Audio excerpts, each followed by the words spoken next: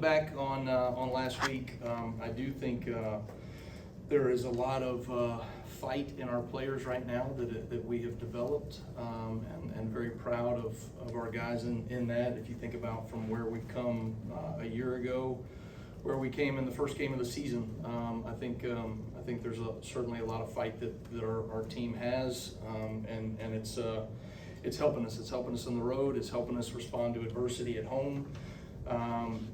Those are things that we've got to continue to build upon. One thing that I do think we've got to continue to grow is going from a team that knows how to fight back and finding ways to put teams away. That's something that I thought we left opportunities as a football team on the field Saturday in Columbia, and those are things that we need to continue to work and get corrected. The exciting thing is I think our best football is still ahead of us as a team, as a defense. Certainly, there were some opportunities that we left out on the field. You look at the beginning of the game, truly unacceptable start. Eyes not being in the right place, fundamentally not being locked in, and those are things that we've got to do a better job as players and coaches of preparing to play each snap like it's the most important play of the game, from a fundamental standpoint and from an eye progression standpoint. Doing your job over and over again is really the mark of a great defense. And if you look at the landscape of college football right now, there's plenty of mistakes out there. There's plenty of eye violations and poor fundamentals and all those things that you got to be able to essentially do your job at a very high level, and that's something that I think we're taking steps towards, but certainly we left a number of things out there on the table. Third downs, we're certainly improving as a third down defense. I think some of our pass rush is improving in terms of finding ways to speed up the timing of the quarterback. I do think we were able to affect the quarterback last week, and certainly that helped. In certain pass rushes and pressures, and then we had 5 opportunities to create takeaways. We only came away with 2 of them, so that's something that we've got to do a better job. Love that we're creating the opportunities, but something that we can be way more consistent and finding ways to take the ball off of people. So when you look at this week, obviously another great rival, great opponent in the SEC. This is a football team that's operating at a pretty high level offensively right now. I think they're #1 scoring offense in the country. That seems to be a theme of offenses that we've faced recently, and so I have tremendous respect for this coaching staff. Their players are very disciplined, physical football team, created a lot of explosives downfield. They're committed to it schematically. And they have shown that they can respond to adversity. So we certainly have a great challenge ahead of us, and one that I think we're all excited to get started on our week of preparation. Thank you, Coach. Let's start with Nick here in the front right.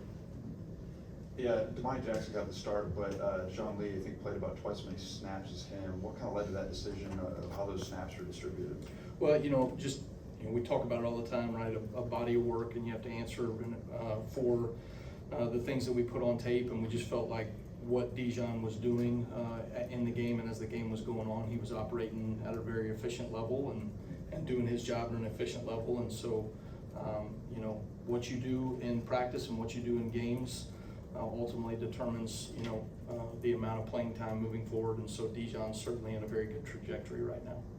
Let's go Chase on the far left. When you're building a game plan and the other team has got a really good receiver who's 6'5", like Chris Brazil, is there any inclination to take your 6'4" corner who you were just talking about and shadow him, or does that take you out of your system when you do that? You can do some of those things for sure, but when they're going fast, it's hard sometimes to just say, hey, we're going to go trade and match corners over all the time. Those are things that we have done that in the past. Those are things that you can do. Some of it is based upon what type of coverage you're wanting to play. Some of it is situational based. It's not like we have one 6'4" guy and we have all 5'9" DBs other than that, right? Xavier Brown is 6'2", you know what I mean? We've got guys that are long, athletic, so we do feel like we can challenge, the receiving core. But certainly we'll look at whatever matchups we can have. So you can stop by my office afterwards and any other ideas. Go to Alex on the back left. Damani was obviously a guy you relied a lot on last season. What are you sort of wanting to see more from him, I guess, and what was the message coming out of the game when there is that disparity as far as snaps? Yeah, building consistency in your game. Damani has done great things here and played good football, but doing it at a very consistent level, play in and play out, and doing your job is ultimately, what we're all measured by. And so, I've told you guys this before, right? You are accountable for what you put on tape. You have to answer for those things. Myself as a coordinator, schematically, the way our guys play, effort, finish, I'm accountable for those things. Our players doing their job, when we put you in position to go make plays, you got to do those things and at a consistent level. And that's something that, not just Damani, a number of our players have to continue to improve if we want to get to where we want to go at the end of the season.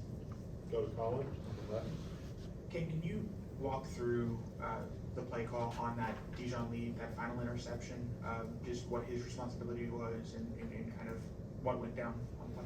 Yeah, so that was it was a zone style coverage, a vision based coverage that we ran. We tried to mix man and zone against them. We tried to mix some pressure against them as well. Their quarterback did a decent job of getting the ball out. He converted. That 4th and 8 against us, converted another 3rd down against us early when we had brought some pressure. But we felt like if we can pressure him enough, we would speed up his tempo. And we showed a little bit of a look that we might be pressuring there, and then got to a position to where we affected him enough that he tried to force a ball that they had gone to that concept earlier in the game, and he was looking for it. Didn't have it, came back to it again, and probably if you're looking at that, he probably forced the throw a little bit, but our guys did a really nice job. Our underneath zone defenders are doing a really good job of taking what we call some of the sight line of the quarterback and forcing him to put air on the ball, and that's exactly what happened. Go to Emily Grace. We say all the time, tip balls or pick balls, right? Tips and overthrows, got to get those, right? So that's an overthrow, and we came up with it. Sorry, Coach. My bad. You mentioned in the open how you want to be able to put the game away better. That's something you want to work on. Tangibly, what does that look like in practice this week to work on that? Well, we talked about this as a staff. I don't want to say, it's easy to sit there and look at the game and go, we got to start faster, we got to finish better, but it really comes down to playing each snap with great eye progression, great fundamentals, and just doing that over and over and over again. And for us as a defense, the areas where we have given up plays, it has been, we are not doing our job at a high enough level. Certainly there's been some things schematically every now and then that, hey, all right, I got to have a better answer for that for sure. But most of our issues are things that we can correct and we can fix, and that's a good thing, And so from our perspective, when you look at how we need to finish, we need to do the same high-level job that we have shown throughout games more consistently, And that's going to be football from here to eternity, right? There's never been a perfect defensive game, but we can strive for that, and we can certainly do better than what we're doing right now. And so, again, I think our best football is ahead of us, and it is our job as a coaching staff and players to push ourselves to find a way to just, continually get better in SEC play. We'll finish up back left, Travion. Can you talk about what you've seen from a young player like Keon Keeley in practice that has led to some of those opportunities in the game? You see Saturday he stepped up and made the big sack. Can you just talk about what you've seen from him in practice? Yeah, I think I know our fans have been waiting on that, waiting on him to take steps, and excited for him. We've been continually working. I've talked about him in the off season that he's taken steps in the right direction. Certainly, he didn't have the role that probably he would want at the beginning of the season, but he's just continually taking steps in the right direction, and so he has a role for us now, and he took advantage of that role on Saturday. I thought he did a really nice job in some different pass rush scenarios.